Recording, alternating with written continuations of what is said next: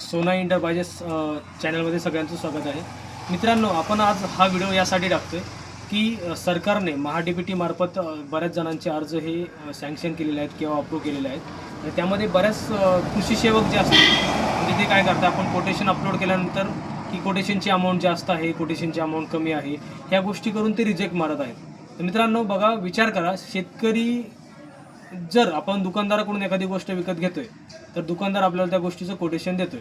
आपण सगळ्या गोष्टी रिअल कोटेशन आपण अपलोड करतोय, पण तरीसुद्धा कृषी सेवक यांचं म्हणणं आहे की तुम्ही एवढ्या अमाऊंटचंच कोटेशन अपलोड करा. आता तुम्ही विचार करा शेतकरी मित्रांनो, की जर आपण कमी अमाऊंटचं कोटेशन अपलोड केलं तर त्या हिशोबाने आपल्याला तिथे अनुदान भेटणार आहे.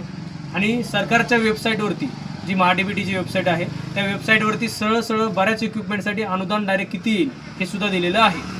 तर मित्रांनो, हे मॅन्युअली जर तुम्हाला कोणता कृषी सेवक बोलत असेल किंवा तुम्ही कोटेशन कमी किमतीचं अपलोड करा, तर त्यांना मित्रांनो लेटर मागून घ्या की बाबा आम्ही सांगितल्यामुळं आम्ही एवढं कोटेशन अपलोड करणार, म्हणजे आम्ही एवढं कोटेशन आम्हाला चालत नाही, तुम्ही 6,500 असेल 12,000ची गोष्टीचं कोटेशन 6,000च टाका बोलता येते. तर ही गोष्ट तेवढी काळजी करून पहा मित्रांनो. आणि जेवढा जास्त होईल तेवढा जास्त हा व्हिडिओ शेअर करा महाराष्ट्रामध्ये, जेणेकरून प्रत्येक शेतकऱ्याला या गोष्टीचा लाभ होईल. आणि मित्रांनो, याच्यावरती आवाज उठवणं खूप जास्त गरजेचं आहे. जसं की काल परवाच आपण पाहिलं की कर्जमाफीसाठी आंदोलन वगैरे सुरू होतं, पण त्याच्यावरती सुद्धा काही तोडगा निघालेला नाही आहे, फक्त टाईम दिला गेला आहे. आणि यानंतर मित्रांनो, आता हे महाडीबीटीचे अर्ज आपण करतोय, तर त्यामध्ये सुद्धा त्यांनी जे अनुदान येते त्यापेक्षा कमी अनुदान येण्यासाठी ते फोर्स करतात आपल्याला की तुम्ही कमी पैशाचं कोटेशन हे अपलोड करा. मित्रांनो, याच्यावर विचार करण्यासाठी गोष्ट आहे.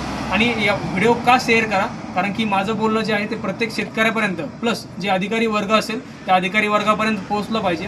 आणि आपले मंत्री साहेब आहेत, कृषी मंत्री साहेब भरणे साहेब, तर त्यांच्यापर्यंत सुद्धा हा व्हिडिओ गेला पाहिजे, जेणेकरून शेतकऱ्यांची जी पिळवणूक होते किंवा शेतकऱ्यांच्या बाबतीमध्ये जे त्रास होते तो त्यांना समजेल. मित्रांनो, धन्यवाद सर्वांना.